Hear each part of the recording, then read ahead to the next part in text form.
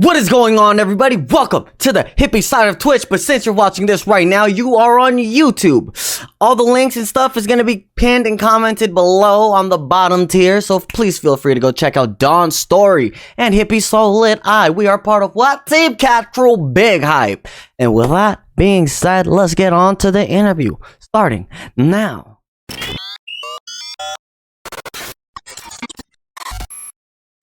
Yes, I'm Donest03ry. I'm a streamer. I started streaming basically in 2017 when I figured out you can actually stream on PlayStation. Then I figured out that it's actually kind of a shit way to do it because there was no way to get like a bot to work into the whole PlayStation thing.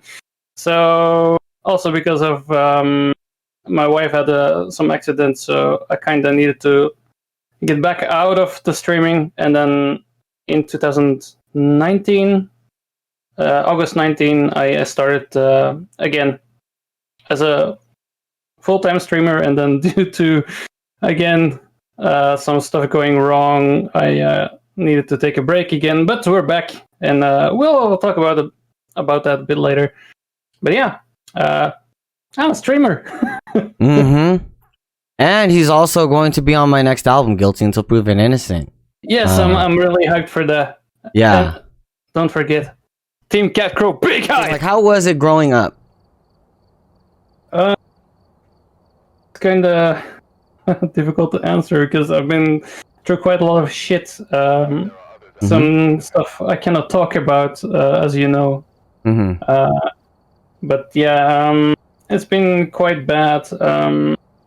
I had three brothers, and I was kind of the black sheep of the family, and my youngest brother was like the cuddly one. So whenever anything needed to be done, like take the trash out or go get something from the shop or any stuff like that, it was always coming on my neck, and if I made a fuss about it, well, stuff happens. What do you mean by stuff happens? Well, if you do those things now, well, let's call it spanking. There would be repercussions, you know, like police and stuff. Yeah. So but it was the time. So. Growing up, did you always like playing video games? Because I know you said you're really into FPS, like Overwatch. Even on your streams, you do a lot of how you say it. You do a lot of FPS, high FPS games, and all that. Yeah. Basically, because of the things I've been through, gaming was always for me a way to get out of real life, and yeah, just it was an own world. I could make friends there. I was not really a social being. With the friends I had, we would also always play together on PC or on console or stuff like that. So yeah, I've always been into gaming. Do you have a special type of games you like to play, for streams? For streaming, I'm trying to still like figure out what I kind of want to do for a long time. I love the Yakuza series, but I don't really feel like I will be able to play that for like a longer time. Mainly because it's all in Japanese, and a lot of people don't understand Japanese. And yeah, even though the story is so awesome and well crafted, that it's quite difficult to keep people connected to it if they're lurking and they don't understand stuff like that. Also, I'm not a speedrunner, so that's also a different thing that people like to watch. Because I understand like how you and me, we have mutual friends on here because of course you introduced me to them, you know, like 7ray, Failmore, a lot of iconical names now in the speedrunning community. Bakbasoup, you've introduced me to these people, and through you I actually and Kitty Rar, of course, I could actually talk to these quote unquote famous people, big known on Twitch. Why why do you not? I'm not trying to rag on your channel or anything, but why do you think it is that you have such a smaller following compared to everyone else?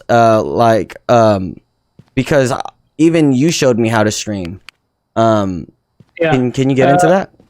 Yeah, sure. Well, for one of the reasons, definitely gonna be that I had a lot of off time because of IRL, real life stuff going on. And yeah, if you cannot be there 24/7 or like regularly, people will not be able to get your name out, and you need to be socializing with other streamers and stuff like that.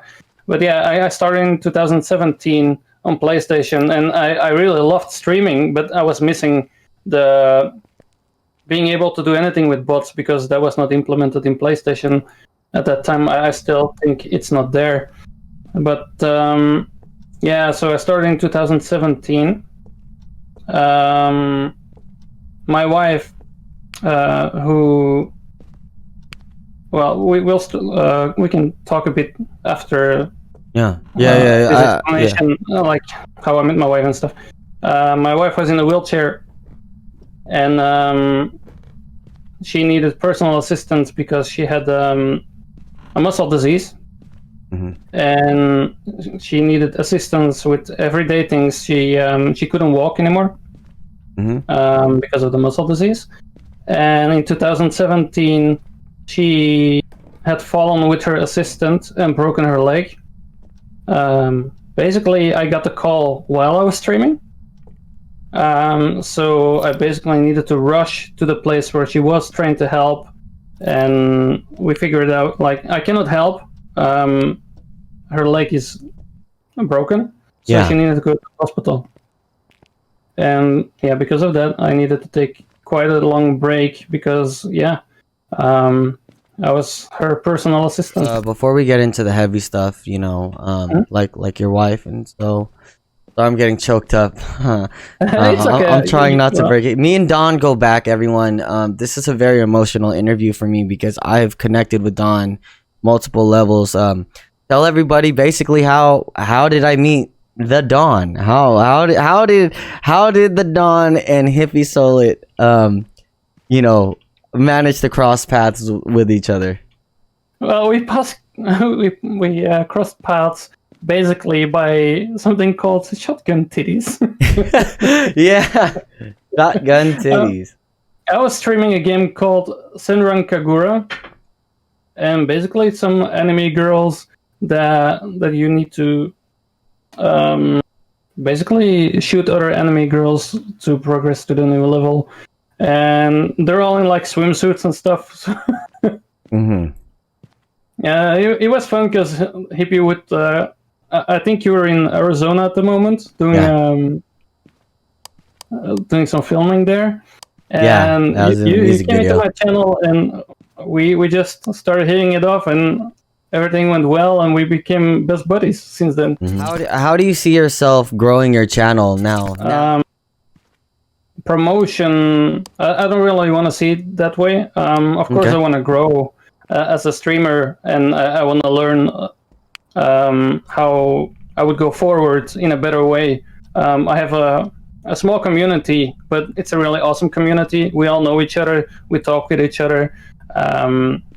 We have fun. We have Discord, and we send messages. We call each other, and I know if a channel gets bigger, it's going to be more difficult to have that one-on-one with other people. So in that kind of way, it's a bit scary that there's going to be a big step, but to be able to grow, that step needs to be taken. I'm looking forward for my channel to grow, but also I'm kind of afraid because I'm introverted. Like, I don't easily go talk to other people and stuff like that. So that's kind of something that scares me in a way. Or how do you actually manage that fear of being introverted, but yet you're on camera and you're doing amazing things on stream, like whether it be your FPS gameplays or just whatever you're doing in general? What would you tell someone who's just starting off with streaming and all that extraness, how would you tell them, like, oh, okay, I'm an introvert as well, but how do you become extroverted within that sense? Well, as I said before, gaming has always been a thing for me. And if you want to become a streamer, you need to learn to just start talking. If there's no one, it doesn't matter. Just start talking, and people will slightly come in. It's normal. Also, you need to do the talking with other streamers and stuff in other channels. Just get your name out, say hello to people, stuff like that. And yeah, if you have any questions, just ask. Don't be afraid to ask. Of course, the bigger the streamer, the less time they have and the less interested they might be in helping you. But also, when I started, I didn't know much about it, and I actually got my info from HippieSoLit. She actually helped me with quite a lot in the beginning when I didn't know about the sound effects, how those things worked, and she was just like, here, I use this, and if you do that, you get this, and stuff like that. So if you don't know, it never hurts to ask. If they don't have time, maybe the mods will help and stuff like that. You're one of the people that introduced me to HippieSoLit, and the reason why I'm part of the Team Cat Crew community. Yeah, fun fact, not a lot of people know that, but yeah, Don is the one who he rated HippieSoLit, and that's how I met her entire community. As far as artwork goes, like everyone knows this, like people like Mr. Rock from also the, you know, Cat Crew community. He did my art for me that I put on my YouTube channel and my YouTube videos, and I credit him all the time. How who does your art per se? My art I've done myself, and my wife had done also my emotes. We kind of did like a small competition together, like who would create the best emote and stuff like that. Do you think that makes sense, where people are saying, you know, you need that type of art experience, well, not experience, but that artistic you know, like a stamp for you that shows people, oh, that's definitely from Don's story. Like when people see my pause emote, they know that's that's Hippie's emote. Or if they see like on the YouTube, they see Mr. Rock's drawing of me, then they know, okay, Mr. Rock drew that for Hippie, and that's definitely part of Hippie's thing. Yeah, definitely. I think you have to find your own art style and kind of stick with it, because people will be also attracted to that. Yeah, I think it's really a good thing to. I think you also talk with the Saravian that once you get your brand out, that you don't want to change your name after that. Yeah, like I've been using my name since probably 2006 when I started playing on PS3. So it's been there for a long time. yeah, of course. Yeah, and like I got my own mugs and emotes on mugs and stuff like that. So yeah, if people like it, they will want it, and they will come back for it for sure. What's the game that got you into streaming? Well, I wouldn't say there's a specific game that got me into streaming. I kind of wanted to do those let's play videos on YouTube as a streamer. And well, nowadays I don't post much on YouTube anymore because I want to focus on Twitch.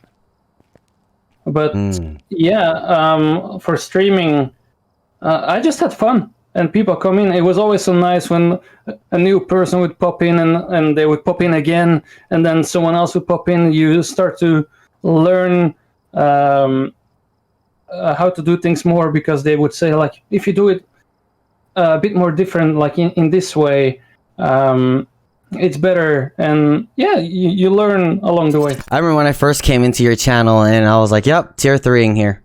I'm tier 3 here. that's like the joke me and Don always had. You know, is I'm tier 3ing here, because for sure I feel like a healthy community is always where it's at. For new streamers, what would you tell them? Like, I guess, like, what would you tell them the best way to help grow their channel Because Fun. obviously I know that you're sitting at what 280 follows right now. Yeah, And something like that. you deserve way more. I know you do. I know in my heart you do. But how would you say to grow your channel out? The biggest thing, also for new streamers, is to have fun. If you're not having fun playing a game, you're not gonna grow your channel, because you're gonna show your body language is gonna show that you don't like the game, and people are more attracted if people are having fun. That's why also on my channel I like to meme. I like to put out memes. That's why I made my Don boxers. Like I put my face on fucking boxers.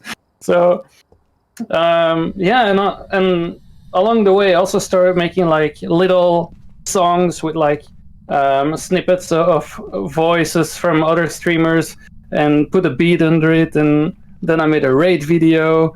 And yeah, for me streaming is just one big ball of fun. Yeah, also not a lot of people know this, but I used to play a lot of FPS games, Call of Duty. I was also in a clan playing Call of Duty almost daily for multiple hours. Yeah, the clan was called Belgium Pride, and when I was there, we didn't lose a single match. So a single match? Yeah, we didn't. Well, there was always like best of 3, and we always won in those categories. You could lose a match, but not the game. You've helped me so much along the way, and like Andy said, Don was the guru of my channel.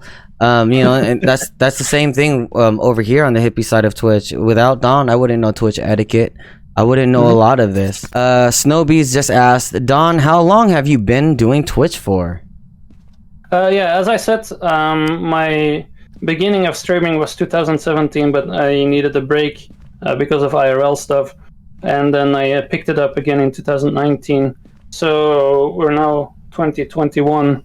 So I cannot say 2 years because my wife had health issues, so I basically took another year off. So maybe you can say like 2 years total that I've been actively streaming. Growing up and all that was pretty hard for you. Talking about how your brother was, the upwards child of everything. Did that make you feel some type of way about your parents? I can say that part of my early life was still easy. There has been stuff before that I cannot talk about, but yeah, it felt unfair, and yeah, I started to dislike my father because yeah, if your other brother is just seen as a god and you're seen as the black sheep, you well, how do I say this?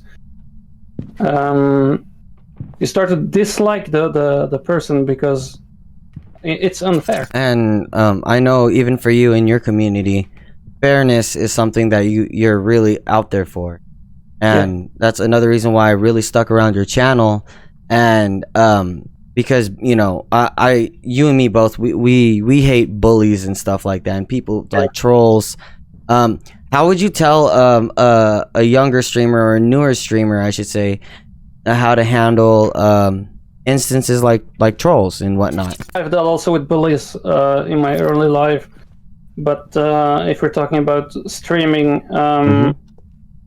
if you have mods, for sure make them give them a warning. If they don't stop, you just ban them. That's the easy way. I've never had people who really came after me, so I don't know how I would handle that. But there's always the option to ban. Okay. And you know that if people start bullying you on your stream and they solely come there to bully you, other people are gonna pick up on that and they're gonna copy, because that's what people do. And you start to get a toxic following, and that's not something you want. You just mentioned bullies. How were you bullied in a way, if you can talk about it? Just growing up in general. Yeah, I had like different kind of bullies through my early years that basically as a kid, we never traveled. But I'm from Belgium, and in Belgium, schools always start in September. Yeah. And so basically, after summertime, you go back to school. And the thing is that whenever there's sun, I tan. Like, I easily tan. And people always like, oh, where did you go? And then I would say, well, I didn't go anywhere. Like the last 2 months, I've been just at home or in the garden getting sun, and they wouldn't believe it. And then, yeah, for that reason, I got bullied. Like, it doesn't make any sense, but Yeah. If it's every time, it doesn't make you feel good. No. And then you start getting names like, well, racist stuff getting thrown at you for no reason, and yeah. But those things are quite easy to brush off. But then there was also a few years later, I used to play football, soccer, not the American one. Yeah. And I had a bad connection with the coach. Every year there would be a different coach, and the coach had their favorite players, and they always were on the roster, and then other people who were, according to him, less good players, they got less playtime.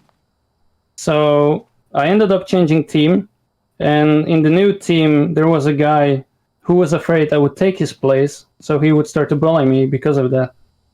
I wouldn't say I was a better player, I was just a different style.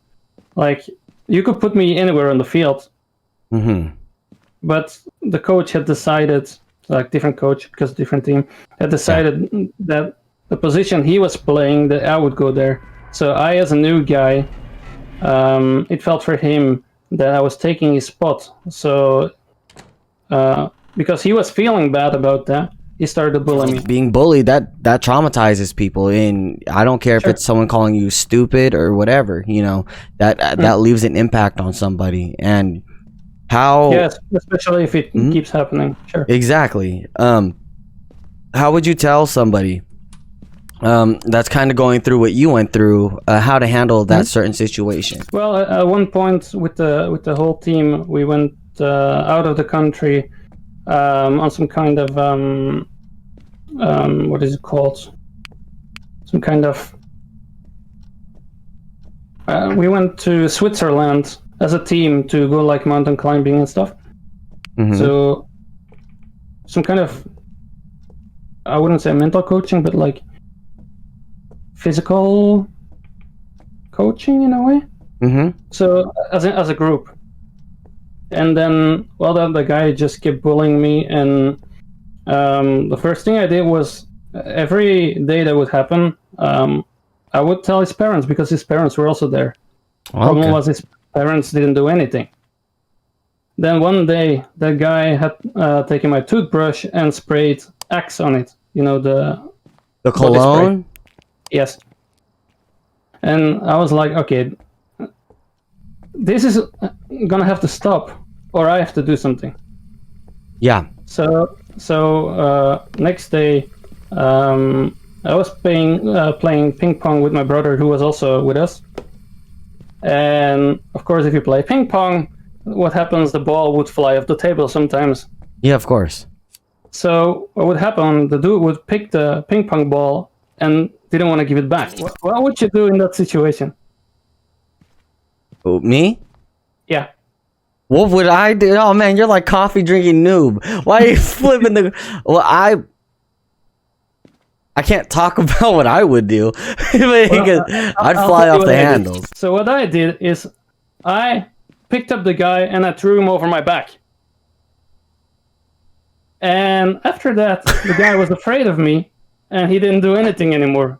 The only thing he would say was that I was crazy.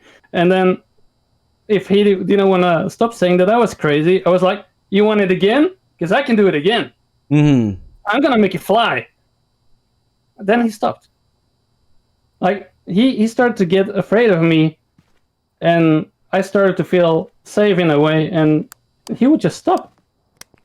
So I don't want to say use violence as a as a solution, Of course not. but in a way, you need to find something that the bully stops bullying, and and it's gonna depend on the person that's bullying you.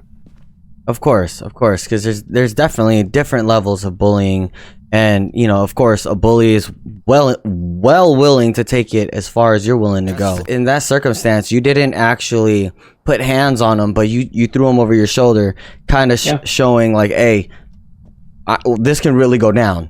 You know what I mean? If you keep doing this, it can really go down. Do you think you handled that situation in a correct manner? Yep. And he just got afraid, so he stopped. Yeah, but I'm saying, but you took the correct steps. You told the parents didn't do anything. You told the coach didn't do anything. You know, so would you say talking to an authority figure first before taking it into your hands? Do you feel like that's the correct approach to go about it? Yeah, I would definitely say if there is an authority person, contact them first, because you don't want to resort to violence. Mm-hmm. Yeah. And if the parents don't want to do anything, it's kind of your last option. Of course. For a safe way to get rid of the bullying. So as far as the you know, of course, no one wants to resort to violence. Yeah, because I'm also not a fighter or anything. I'm of course a peaceful person. Yeah, of course, and it shows in your streams. You know, do you believe that if it had escalated, he didn't stop, would you have resorted to violence? We don't promote violence anyways on the hippie side of Twitch, of course, but I'm saying, would you have resorted to violence? Well, I'm not a fighter, but it was getting so bad that probably at some point I wouldn't be able to take it anymore, and something would have needed to happen. Mm-hmm.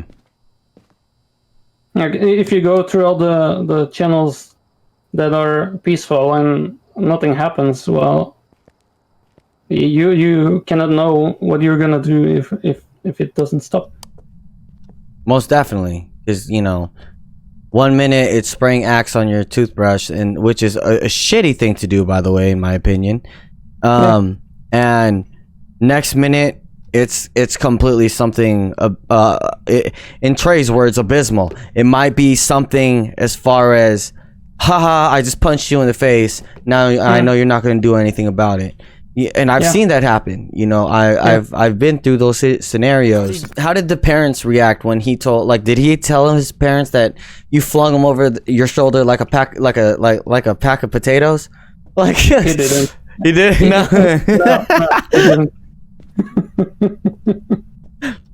he didn't.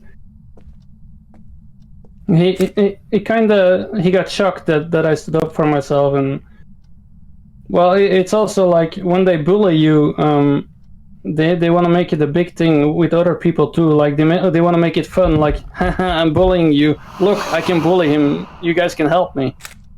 And that's a real shitty thing to do to another person. And I definitely do not want to promote that or show that in my streams that people should be doing that or anything. Are your parents still together? No. For good reasons. Would you say can we talk about that? Can we talk about your parents? Yeah, sure. Well, my parents never got married. They were always just living together. And well, there was alcohol involved, and at some point my mom got depressed. And for me, depression, I always saw it like you're just sitting like on the sofa or something, and you're crying, and because that's how I saw it with my mom, and that's the only way I understood what depression was. Like, if someone would say they were depressed and they're having fun, I wouldn't understand that they would be having a depression. Like, nowadays, a lot of people say that they're depressed, but now I also understand why, because I've talked with the right people. I've with psychologists, because of the things that happened, it only took me 22 years to talk about those things, but Yeah. Only 20. Okay. yeah, but eventually I did it. And the reason I started talking about my early things was because my wife was going through cancer, and Yeah. cancer is a quite heavy thing to have on your shoulders. Who are you the most closest with out of your parents? Definitely my mother. Mm-hmm. Yeah, my mother was more of protective, as my father was more aggressive. Growing up, did that kind of do anything to your mental state when you found out your parents were splitting? For me, that was actually a good thing, because I just, for me myself, it was quite difficult situation, and for my mother also. So we kind of decided together that the only way for this to stop is that we move out. And to this day, my mom thanks me for making that decision. Really? Yes. So you made that decision for your mom. Did she come to you kind of like a confidant, kind of like, Don, I don't know what to do. Should I do this? Well, she had left before, when they only had 2 kids, and well, then they decided to get back together, and then they had me and then my other brother, and well, basically it went bad again.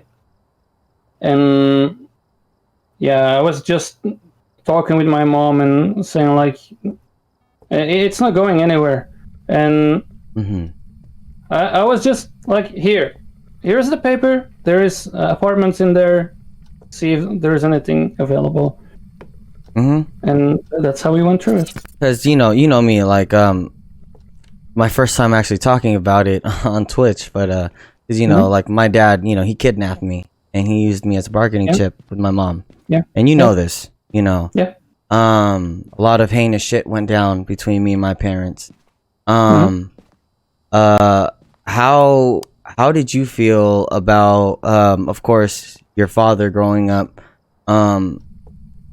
Do you feel like, and I'm getting hunted, do you feel do you feel like you could have changed something? Do you kind of put the blame on yourself? Because I know for the longest time I put the blame on myself. I felt like my parents split because of who I was as a person. For me, if I could change anything, probably not, because that's just how people are. Like at that point, my father was also drinking quite heavily and stuff like that.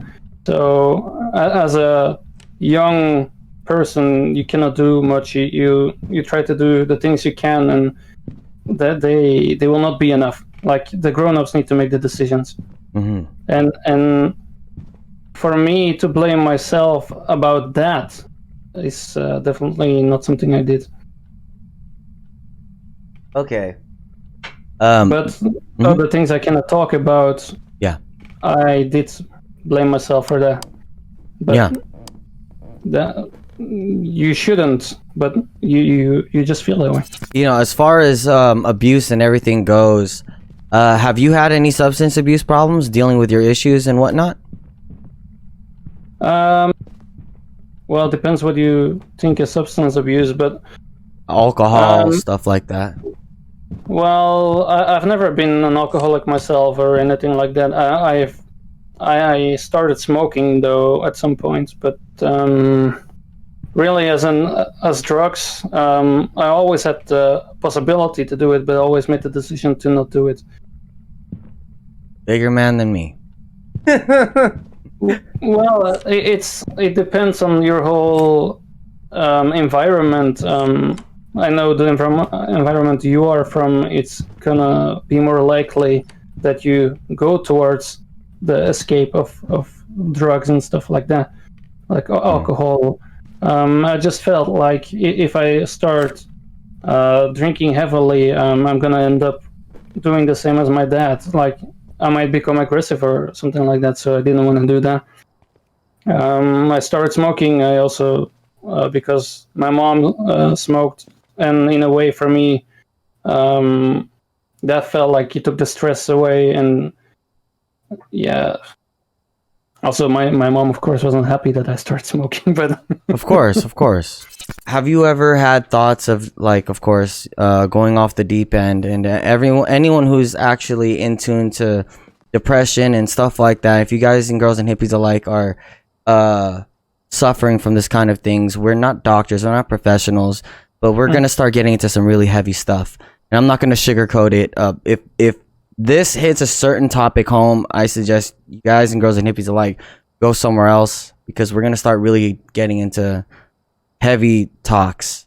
So I'm gonna give you guys a minute to kind of think it over, if you guys want to stay here for the interview or not. So I'm gonna give you guys a quick minute to think about it. Us being mental advocates and all that, have you had thoughts of going into that deep area in your life where you feel like you couldn't handle it anymore? You know what I mean? yes, definitely. And that was that started when I was 7. So Really? That's a young Yes, age. yeah, it was quite heavy stuff. So but yeah, I've gotten through it, and as I said, I only started looking after help 22 years later. So then I also discovered that I was depressed myself. I never felt like depressed, as I said. Like, I saw depression as sitting in a corner or on a sofa, just crying all the time. But it's a deeper thing. Most definitely. But if people are suffering from any health problems, I really would want them to speak with professionals, even Of if you think it's course. nothing. It's not going to be easy. Like I said, it took me 22 years. But for a professional to know that that you're going through stuff, that there is a possibility you get help, even if you are not looking for help, but you need it. That, like, I've talked about me overdosing. I've talked about it, openly on stream. How I escape my problems in various ways, and I talk about it in my music. I'm a big mental health advocate, and so are you. I'm a big person when it comes to drug and alcohol abuse. That's why I became a counselor for drug and alcohol abuse counseling, of course. What would you tell somebody that's going through a family breakup, where it's damaging, to say the least? What could you tell somebody who's currently going through that dark place where their family is splitting? What do you think you could tell that person? Well, if it's about family splitting, I don't know really what to say, because for me it was a good thing that happened. But if you're going through stuff, you can always find a way to get your mind off of things. Like for me, it was gaming. If I could play a game, my mindset was in the game and was not with the problems I was going through. Have you ever had to deal with losing a friend in such a way to where it was just, you didn't see it coming, in that type of sense? Nothing through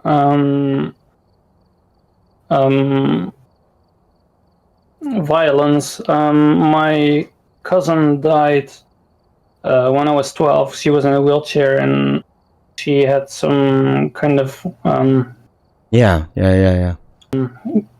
well, I don't really know what she had, but I think it ended up that she couldn't breathe anymore, and that's how she passed. But yeah, that would be the first death close to me when I was around 12. And then my aunt died of lung cancer, and also in lower school there was my best friend's brother died in his sleep for some reason. Yeah, he was like 4 years old, I think. So that was quite heavy as a I was 6, I guess. Yeah. So it was difficult to understand that. Well, what is that and stuff like that. Of course. And But I'm not expecting, anyone from that age, to understand either about you losing people. So death has been very predominant around you since an early age. You talking about 12 years old.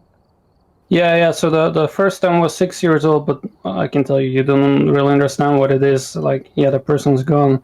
And then at 12, I still didn't really understand it because I wouldn't see my cousin a lot.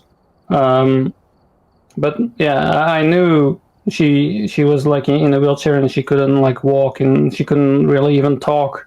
So it was a weird thing to go through. But then when my aunt went through the cancer, it was a big thing because it was also it was quite heavy because you could see that from one day she's okay to the other day she's walking with the kind of stick that has the Get him. IV on it and stuff like that, Mm-hmm. and losing weight and stuff like that. Yeah. Yeah. So that more affected me in a way that you can understand that yeah, at some point it's gonna happen. Mm-hmm. And then a few years ago, my grandma passed away. She had dementia. Yeah. And that was also quite difficult to go through because she would forget people's names and stuff, and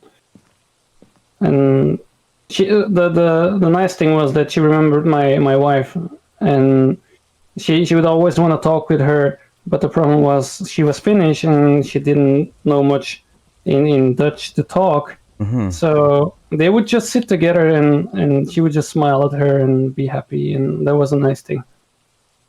Yeah, and honestly, that's another thing that I wanted to touch on was, being lost in translation. Like, I speak Tagalog, I speak English, I'm fluent in both language, in my native tongue and in English. Was it hard? Like, so I take it your wife is in Belgium. No, I was Finnish. Mm-hmm. So did she speak Dutch? She learned certain sentences, and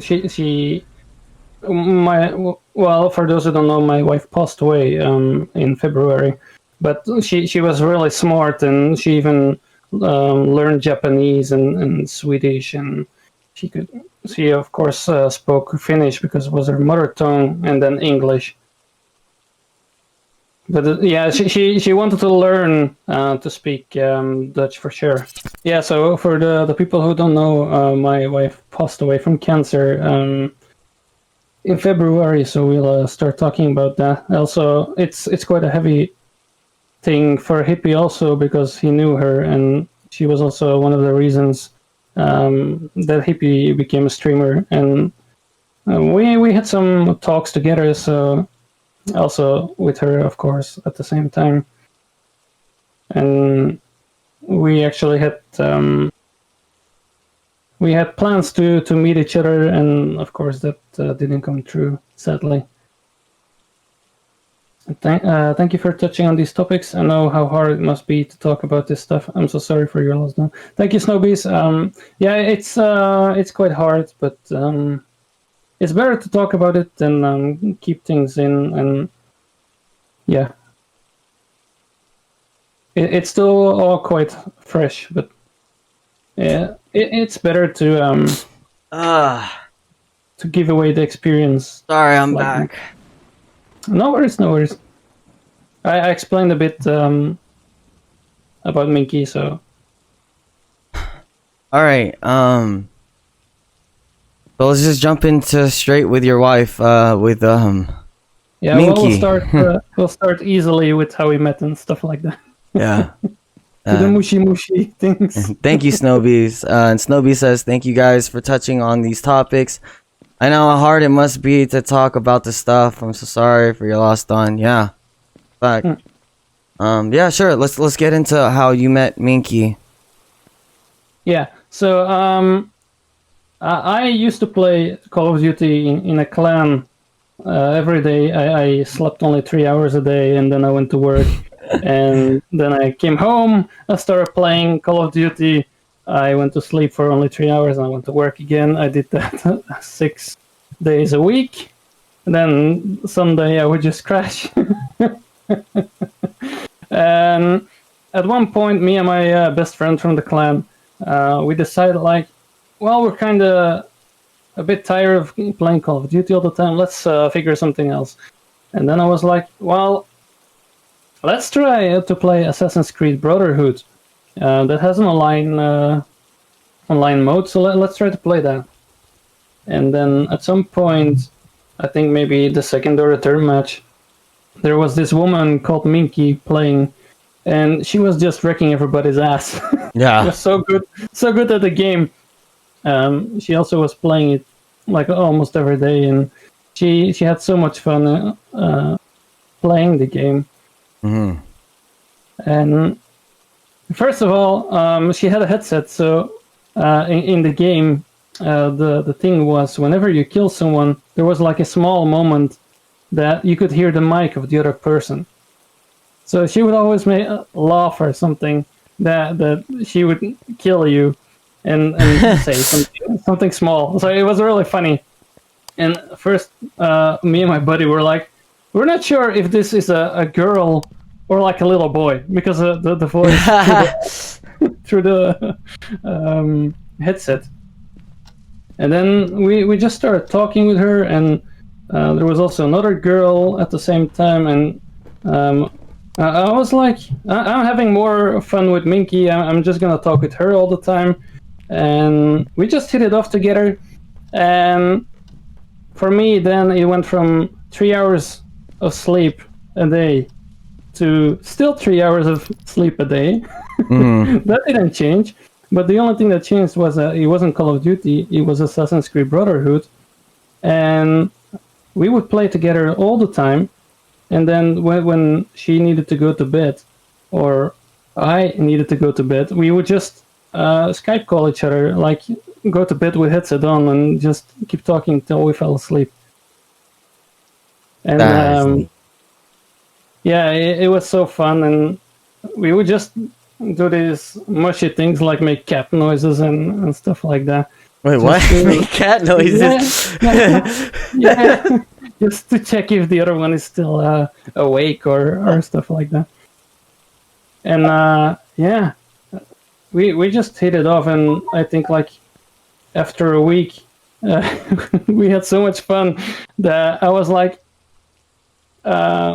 basically in a way joking and saying that, hey, I still have like 3 days from work I need to take till the end of the year, because I never took any vacation. Mm-hmm. So I was like, I can take vacation to come visit you in Finland. So I, in Belgium, made the decision like, hey, I will take these vacation days and I will come visit you in Finland.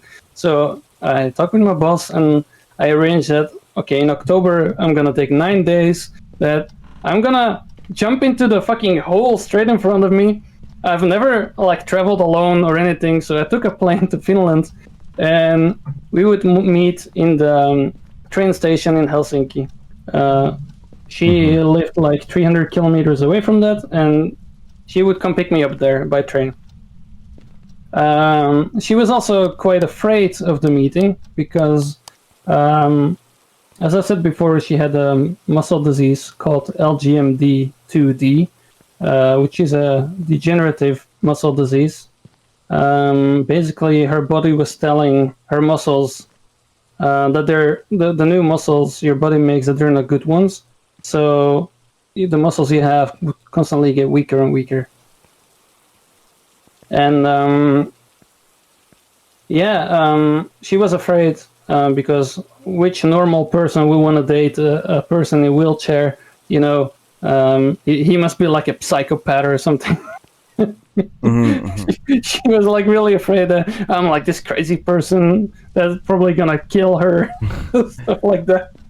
And yeah, she came to Helsinki with her friends, and then when they met me, the friend left because she saw everything was alright and was not a psychopath and stuff like that. But the funny thing also was that when just before I went to Helsinki, I bought a new phone. And I was like, well, I have this new phone and it has a new SIM card. And of course, SIM cards have those SIM codes. And I don't need to remember the code because I will never turn my phone off when I go there. Yeah. Now, what happened was, during the flight, the phone had turned off by itself. So I couldn't get into the phone because I didn't have the code anymore. So I went from the train station to from the airport to the train station by taxi, and then I was just waiting there in total fear because I cannot text like I'm here. What time are you coming? I need to go to the toilet. I don't want to miss you. So I was waiting there in like a small, I think you can call it like a bar / cafe in front of where you drink coffee that looks out to the trains. Yeah. And I needed to pee so hard. I was like, I don't want to miss meeting her and needing to go back same day, you know. So I just sat there and waited till she came there. Then she arrived a few hours later, and we took the train back to where she lived. Problem was I still needed to pee. So we get into the train, and she was like, "Oh, if you go check that way, there should be a toilet in the train." I went that way. Well, that toilet was out of order. No. So I went back to her, and I was like, "Well, this toilet's out of order. Well, check the other side." So I went to the other side. There wasn't a toilet. Oh no. That was so awful. She was like, "Well, in like an hour, we'll be in the next city, so you can go out of the train and go to the toilet there." I was like, "Okay." But what happens when you take a train in Belgium, when the train stops, it only takes a few minutes and it leaves again. So I had that in my mind. And I was like, well, I don't want to get out of the train to be like left alone in the city where I know nobody and you're still in the train. Yeah, of course. Remember, she's still in a wheelchair, so it's not easy for her to get out. Of course. Like an electric wheelchair, not a manual. Because of the muscle disease. And then, well, I decided, well, she was like, go to the toilet because it's going to take still like 1.5 hours before we arrive. I was like, oh, fuck. So I went out of the fucking train and I was so fucking stressed, like, where the fuck is the toilet? Of course, you're in a different country. You don't understand the text, but of course, there's like the pictures. Yeah. And so I needed to run like 500 meters, so that's like quarter mile to get to the toilet and then run back to the train. Man, I was so afraid. Yeah, I can only imagine. Then I went to the toilet, went back into the train, and okay, everything all right. And then we ended up at her house, and yeah, after those 9 days, I decided that this person is so awesome and wholesome that I want to come back. If needed, I'm just gonna move here. So that was October. Then it was really difficult to be just at home. I was just missing her all the time, and for me, that was the first time missing a person.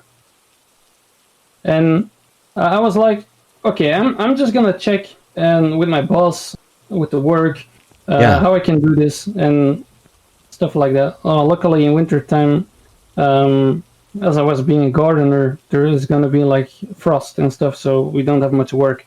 So I could fix with the boss that I would take a month off from work to go visit. So from December to January, I came back, and then we made plans like, okay, I'm just gonna move to Finland because we had a love connection. We just didn't want to be separated. But for her, she was like, okay, that's all good and well, but I still haven't met your family, and I don't just want to like steal you away from your parents without meeting them. Of course. So in February, she came to visit in Belgium, and she met my parents and blah blah blah. Yeah. And the same day she took the plane back, I drove with car from Belgium to Finland. And yeah. So from Belgium through, I put her on the plane in the Netherlands, drove to Germany, then from Germany, Denmark, Sweden, Finland. How did you propose to your wife? How? Well, the thing was also when I arrived in Finland, because from Germany to Denmark, you need to take like a boat from half an hour. A boat? And then, yeah, you have to drive on a boat with a car. That takes like half an hour. And then from Sweden to Finland was also like an 8-hour. Was it 8? Yeah, I think it's 8-hour boat trip. And then when I arrived in Finland, there was a fucking huge snowstorm. Oh no! I had never driven in this much snow. Before I started driving, of course, put like winter tires, but what they do in Finland, they have like those little studs on the tires, so they have more grip. But in the middle of Europe, you don't have that. So it's basically still the same as summer tires, and I was driving in this this amount of fucking snow. Jesus. But yeah, I arrived in one piece. That's good. So it sounds like the odds of the world were against you, trying to get with Minkki. Yeah, it was a trip. we talked about getting married, of course, in the beginning of a relationship. How she would see it at some point if we would ever get married, and she was more like in the way that there is no need for people who love each other to have that paper that says I love you and I want to spend the rest of your days together. Of course.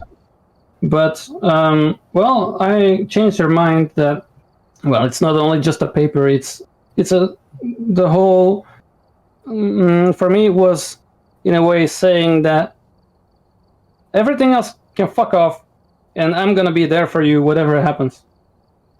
Like, okay.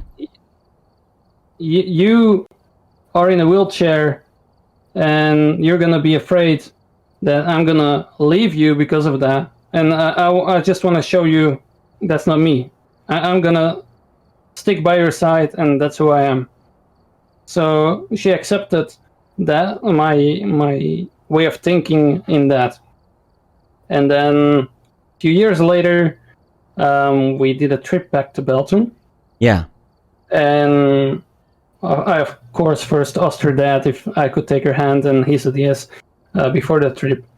And then we took the trip to Belgium. Of course, she didn't knew about that I was going to ask her. Yeah. I had some problems with an insurance agent, like getting things figured out and stuff. So I kind of used that as an excuse to get a call with a friend who was a police officer who would help me in the asking her to marry me. So one of my good friends, who's a bit older than me, he has like his own snack bar.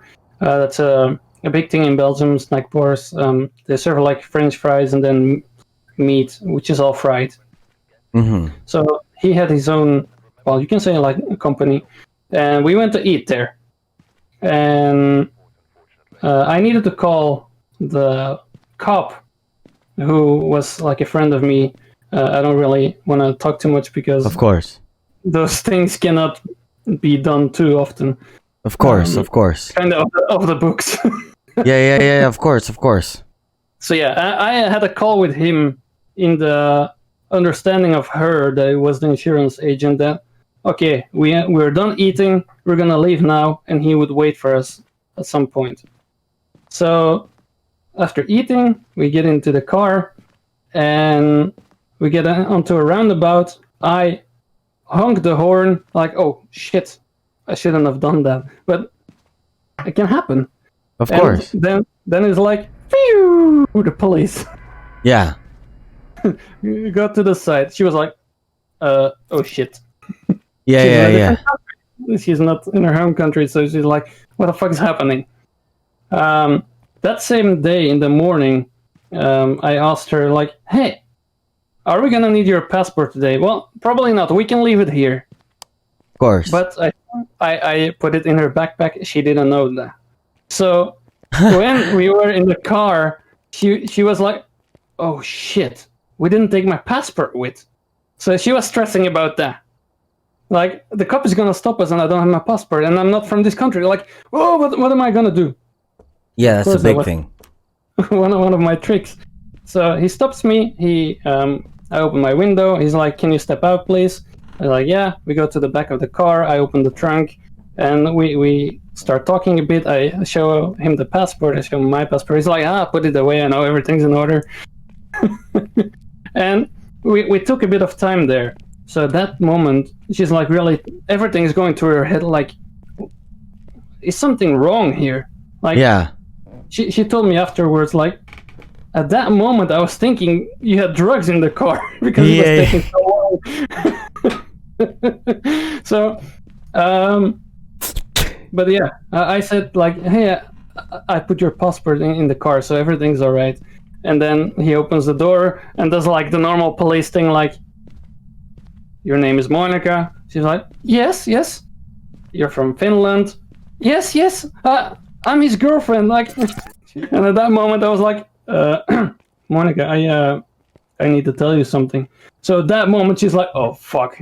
Yeah. This guy was having, like, drugs in the car for sure. Mm-hmm. And I was like, I go on my knee and I pull the ring out and was like, do you want to marry me? And, of course, she said yes. Wow. So you had a cop arrange all this for you? Yeah, and he's definitely a good cop because, well, I don't want to give too much information, but we would be also, like, have parties together and, like, drink. And of course. My brother knew him and stuff like that. Some football thing, and yeah. Yeah. So how did you coerce a cop? Like, let's get serious real quick. How did you coerce a cop to go on ahead with basically accepting to the terms of, hey, I'm doing this for a proposal? I know a lot of cops that would be like, hell no, that's my job on the line. How did you coerce a cop to do that?